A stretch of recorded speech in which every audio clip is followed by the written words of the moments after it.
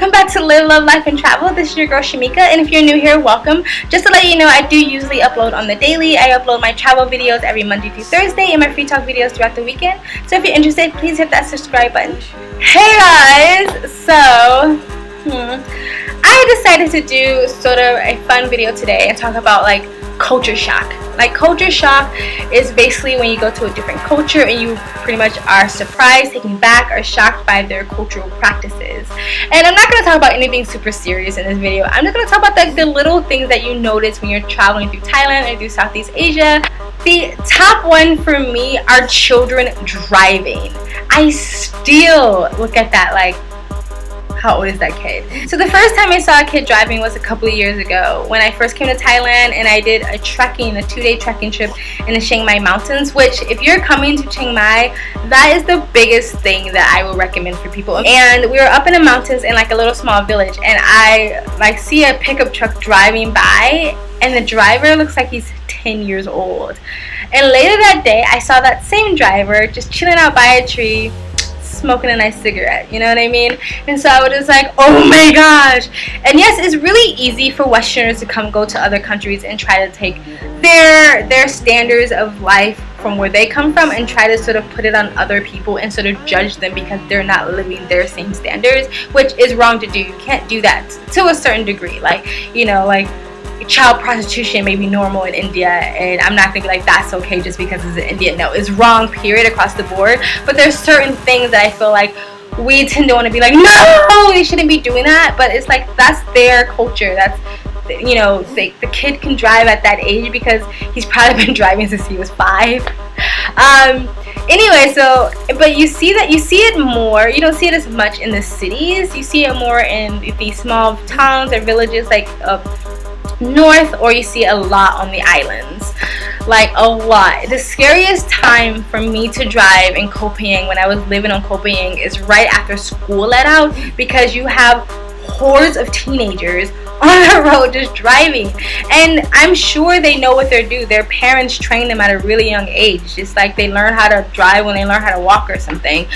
But they're still teenagers, and no matter where you're from, teenagers are fearless and they think nothing can happen to them, and they live like they can't die or get hurt, and so they drive the same way too. Very fast, in and out, no really care about what's going on around them. So those are always the scariest times for me to drive, because I'm just like, oh my gosh, like teenagers. I'm so old. And there was like another time where like, it was on Koh Phangan, and me and my friend were driving, and out of nowhere to start pouring raining, and that's kind of happens in rainy season. It can be like fine and like downpour. And so we tried to drive a little bit, but we decided to pull over, and we ran over like under like to a little restaurant where their little balcony is, and like hid under the balcony, and it was like another adult couple across the street doing the same thing, like hiding from the rain. And as we were doing that, these kids zoom past us on a bike, and it's literally like 4 or 5 kids. The one who's driving looks like he's like 9 or 8 years old, laughing their asses like ha ha ha, and like speeding through the rain like without a care in our world. And here we got like the adults like too scared to drive in the rain and like hiding from the rain and getting wet or anything. And so yeah, I felt like, I felt a little stupid. Like they definitely showed us grown-ups up. So that's something you get used to, is the seeing teenage drivers. It's not just the locals. Like a lot of people who do relocate over here, they kind of adapt to the local lifestyle. So I didn't see just Thai kids driving. Like there was like a little family on the island, and there was 2 little blonde boys you always see like going by on their motorbikes, and they look like they weren't teenagers yet. So yeah, I don't know what the law is for that, but it's definitely allowed in the smaller away from the city places. So that's one. And then just to jump on the driving thing is, and I already kind of mentioned it, when you see like 4 or 5 kids on the bike, you can see whole families on the bike. And it was more like, whoa, when I first came to Thailand, I remember like distinctly, I saw like, it was like a dad, and then it was like a little kid in front of the dad, and then it was like another little kid between the dad and the mom, and then it was like the mom, and I think there was like a teenage girl in the back too. And the thing is like, they're not even like holding on. one girl was like just texting and da da da da, and like, and I think she was sitting like side saddle. And of course, these are longer bikes, so you can get the small bikes, you can get the longer bikes, and then I think you can even get extensions to the bike, and you can get like a little part in the front where the little kid can sit on the bike. And so like just seeing that when your first time in Thailand, like, and I remember when I saw this, I was on the back of a taxi, a motorbike taxi, and I remember I was holding on to him with dear life, and I felt so bad for him because I thought I was probably digging my fingers into his like arms, and then like when I put my hand around his waist, I felt like I was gonna break his ribs or move around his important organs or something, because I was holding on so tight because I was so scared. First time in Thailand, and he was like going so close to the cars and in and out of traffic, and I was freaking out, and then look over and see this family on a bike that was like so carefree and was not worried, not holding on anything. And I'm not saying they weren't being safe. I'm sure they had their safety measures in place, but coming from like the Western world where we like freak out if a kid's not wearing seatbelts, not that I'm saying there's something wrong with seatbelts, I'm just saying we're so safety, safety, safety, safeguard your home, safeguard your corners, safeguard your cabinets, safeguard everything, that when you see that, it's just shocking, like, oh my gosh, that looks really unsafe. But I'm pretty sure that family had their safety measures intact. So yeah. And so the next one is butt guns. Butt guns is pretty much like the equivalent of having a duvet. Is that how you say it? Duvet? You know, the toilet that shoots water up your butt? That. But it's like a water hose that you pull around and you shoot your butt clean. Yeah. And let me tell you, I think every household in the world, every country, every city, every state, every bathroom needs to have a butt gun, because that dry piece of tissue don't do nothing, you know what I mean? And you still got residue and crap back there. Butt gun gets you clean. I like butt gun. Butt gun and me are friends. I'm gonna get one in my house. If I ever get a house, I'm gonna get a butt gun. So butt gun is one of them. And then piggybacking off of butt guns is squatter toilets. Squatter toilets is pretty much like a hole in the floor, but it has a porcelain plaque seat, something you can stand on and squat over the hole. So it's like a toilet inside the ground basically. And of course the more modern restaurants, the more modern hotels and homes and stuff, that they just have regular toilets. But you definitely will come across water toilets if you eat at more local restaurants, local cafes, on the trains, on when you're on buses and you're going from country to country, when they stop at gas stations or pit stops, a lot of times those places will only have squatter toilets. And after a year and a half, I can probably say I have just recently started using the squatter toilet properly. I was always scared if I put my feet, because there's a place where you can put your feet on either side and squat, and it's actually the healthier way, the healthiest way to actually use the bathroom. Most of us Westerners do not use the bathroom properly. You're not supposed to be bent over when you're using the bathroom. You're supposed to be set up straight so everything can come out of you cleanly, and when you squat, you're kind of forced to sit up straight. And so I recently started doing that, but before I was always scared that my foot was going to slip inside the toilet, and I still think at some point my foot's going to slip in the toilet, probably because I keep saying it. So yeah. But squatter toilets is more difficult to use than when you're on a train. You gotta kind of like like that, just like hold on to something. I'm sure the locals are pros at it, but yeah, squatter toilets, there you go. And so the next one is eating with strangers.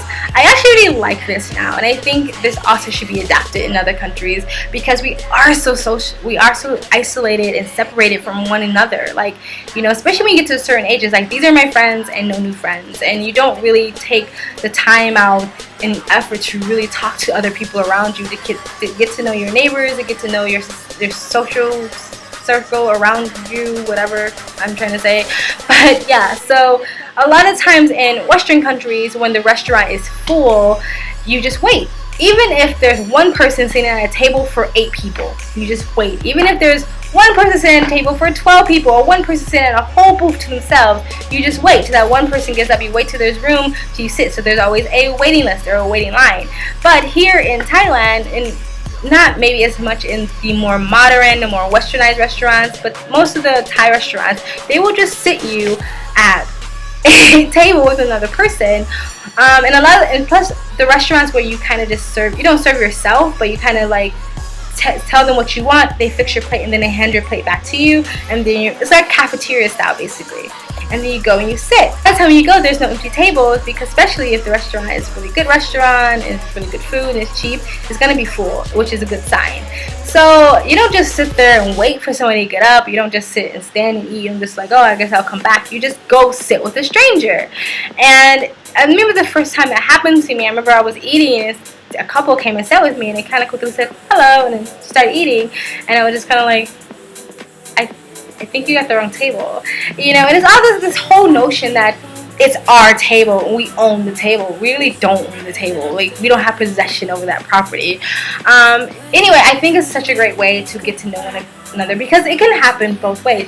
Someone can sit at your table, or you can sit at someone else's table, and you usually say a polite hello or sawadee ka.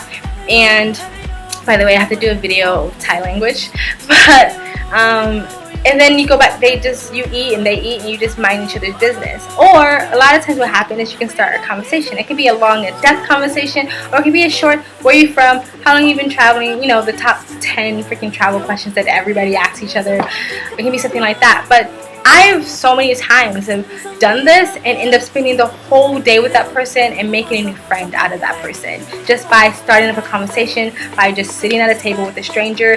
Even when there have been tables available and I saw somebody sitting solo, I've gone over and asked them if it was okay for me to sit with them, you know, because I'm a solo traveler. I see they're a solo traveler, and I know as a solo traveler, you kind of welcome company. And I put this in my video too about how to make friends while being a solo traveler. Just don't be shy, don't be scared. So basically, eating with strangers is one, and I think we should adapt that here, because I think it's a really good thing to, you know, bring us all together. And some places do, like I know in LA when you do like the farmers markets, people do that, but not necessarily in restaurants. So anyway, yeah, eating with strangers. And so the next one is kindness. And I'm not saying people from the Western world aren't kind, but I feel like you feel a little bit more here, because I feel like they kind of sometimes run off of the sort of trust system. And not everybody, like I know people who've been in Thailand, and I felt it too, like some Thai people do seem like they're trying to get every little dollar out of you because they think you're a millionaire or whatever. But on the flip side, I've experienced so much kindness too, where people have gone out of their way to help me.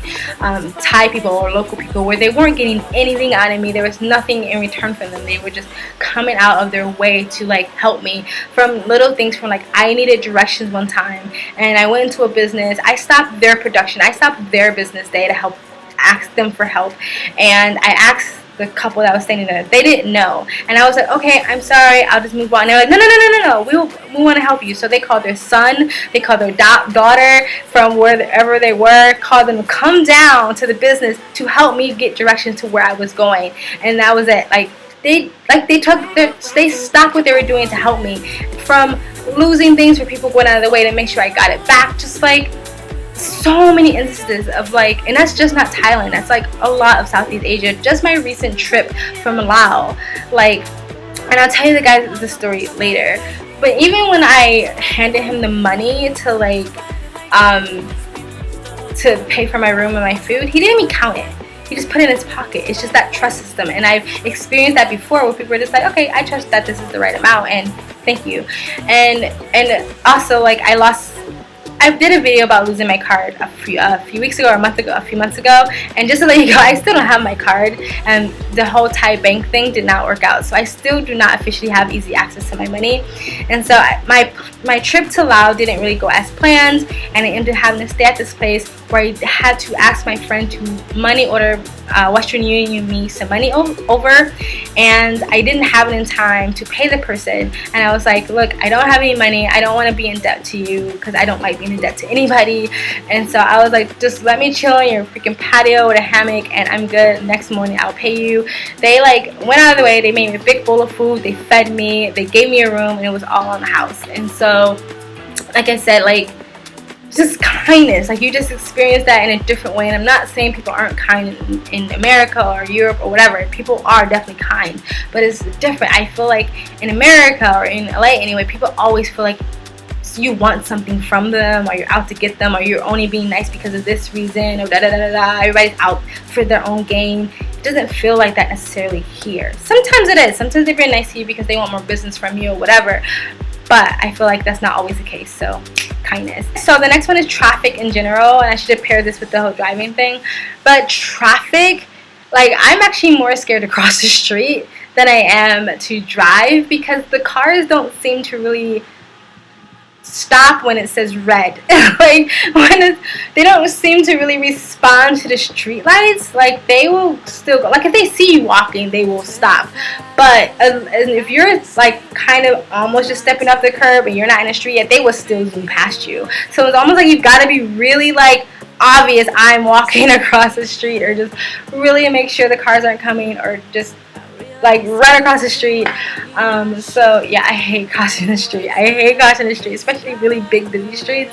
And just the like seeing motorbikes drive on top of the sidewalk. Motorbikes seem to drive wherever they want in Chiang Mai and on the islands, places that's outside of Bangkok. Like, they drive on the sidewalk, they would drive the opposite direction. Cars are parked on the sidewalk. It doesn't seem like people get tickets or anything. So yeah, that's something to get used to. It's kind of fun when you kind of relax and you kind of just go with the flow. Like I would say, just do it like the locals. Like, just go with the flow. You want to go on, they going on the sidewalk. You don't want to wait in traffic. Go on the sidewalk. Everybody's going the opposite way. Go the opposite way. It's actually kind of fun to sort of break these traffic laws that we have back at home that you can kind of get away with here. But you got to be careful, and you have to be very, very confident when you're driving. Like, if you're timid driving, you're going to cause an accident. Okay, so that's all. The next one is getting stared at and pictures of. I'll just kind of pair that together, and this is kind of my bonuses at this point. So it's not, and I've done it when being black in Thailand or being black in Asia. I said getting stared at and getting pictures of, but it's not just if you're black. It's if you look alternative, period. I had a friend, and she was very, very white, pale skin, but she had dreadlocks. She had long red dreadlocks, and they were actually done here in Bangkok, and I did a video about that. You can get your dreads done here. And she got just as many pictures of her than I got of myself. And I've seen this for all across the board, all races. If you have unusual hair or tattoos or piercings, or you're dressed in an unusual way, and I don't say unusual as a negative thing. I say unusual because they feel like it's unusual. I love unique. Be you. Let your freak flag fly, you know. But if they feel like it's something unusual, they will stare at you. And it is kind of like, I think it's funny. I don't get offended by it. I kind of feel like it's funny because it's like, I'm just me. Why are you guys like staring at me and making a big deal? Or like, actually in Laos, I got my first double take. I was sitting there and this woman looked, and then she went, like a real double take like you see in the movies, and I was like, okay, let's just pretend that didn't happen. But I get it. This is the part of Laos that I was in is a tiny town that tourists usually do not stay a long time in. So I get it. I might have been the first black person this person ever seen. But again, it's not when you're just a person of color. It's when you look alternative, period. You will get stares, but it's not out of being rude or disrespectful. They're just curious. Thailand and a lot of other Asian cultures are very sort of conformative and conservative, so everybody sort of looks and stresses and do the same thing. Not everybody. The younger generations are changing, and there is an alternative section of Thailand, as I've seen, you know, the tattoos and the piercings. But people don't like. I think the Thais who do the tattoos and the piercings, they're not looked at as alternative. They're looked at as being Western. Like, that's a Western thing. That's not our thing. We don't do that here. And so, and along with getting stared at, you get pictures taken of you, and it's mostly, and I'm no disrespect here, but it's mostly like Chinese people. Like, Chinese people love taking pictures of me and anybody they think that looks unique. And they will, like, I've had like a mini line lined up, and this time it wasn't just me, it was me and my friend with the dreads. We had like a mini line lined up to take pictures with us, and so that was different. And like, some people do feel like that's disrespectful, like, what are you using these pictures for? I don't get offended by it, because you can feel when someone's being malice or trying to make fun of you or poke fun of you, and majority of the time, if not all the time, I don't ever feel that way. I just feel like they're just curious and they're like, oh, you know. And you know, Chinese people are like super touristy too. They take pictures of a lot of stuff, and they even do like the sneak shots where like they try to pretend they're not taking a picture of you, but they are. So you get that too. So that's something you have to get used to. Where you're not used to no one ever staring at you, especially like in LA. Like LA, everybody thinks they're hot shit, so you're invisible to everybody else. So yeah, so that's different.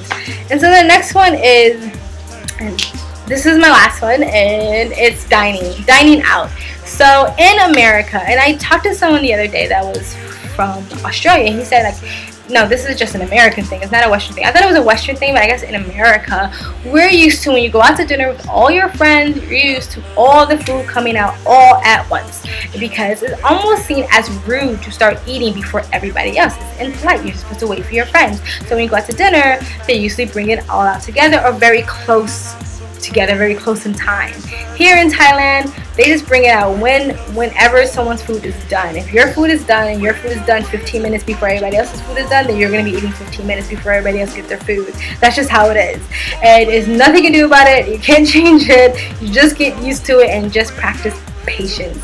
And so yeah, like people like, that was one thing I definitely was like, why is their food out? And you think they forgot about you, they forgot your order. No, like their food just not done yet. They bring it out whenever. So if you want to like kind of like fix that problem, just share. Just go like Indian style. Like if someone's foods come out first, everybody shares, and when the next person's plates come out, everybody shares, unless somebody's vegan and somebody's not vegan. But you know what I mean. Like just there's nothing you can do about it. So just relax. And that's another thing. And I said that was the last thing, but it is the time. It's like Thai time. Like you know how people have like colored people time, it's Thai time, and it's like way worse. It's like they're just on their own time. It's very slow, it's very relaxed, it's very like, you know, we get there when we get there. I remember this one lady was telling me a story about how she needed to catch a train or a bus, and she got there like, it was like 8, and she got there like 8:15, and the bus wasn't there, and it didn't show for like an hour, so she just figured she missed it. So she found someone who was working there, and she said, oh my gosh, did I miss this bus, da da da. And he was like, oh no, it's gonna be here at 9:15 or 9:30, and she said, oh, I thought it was supposed to be here at 8, and he was like, same. This was like, it's not really the same, but to them it's same. Like, cool, it's an hour apart, who cares? So yes, so trains, buses, always running late, so keep that in mind when you're trying to make plans. If you have a plane to catch, do not try to catch your bus right before your plane, because planes and buses and trains are always late, always. And so yeah, you just have to get used to that and learn patience. And when I was in Laos, there was a book or a saying I was saying like, Westerners get very frustrated here because Westerners are so quick to want to fix a problem instead of just like being with the problem for a minute and just sort of dealing with it later. You like just relax, like calm down. And so yeah, that's it. This video is a little bit longer than I wanted it to be, and I'm so sorry. I was trying to talk fast and get through it, but I hope you guys understood me. And yeah, so that's it. If you have any comments in the comment section below, if you can relate to any of these things, if you have anything you want to add when it comes to your culture shock, please feel free to comment in the section below, and no matter what country it is, any country. And thank you. So if you want to like this video, please like it. If you want to share this video, please share it. It really helps. And if you want to continue to follow my beautiful game called life, please subscribe. And thank you guys, who live, love, life, and travel.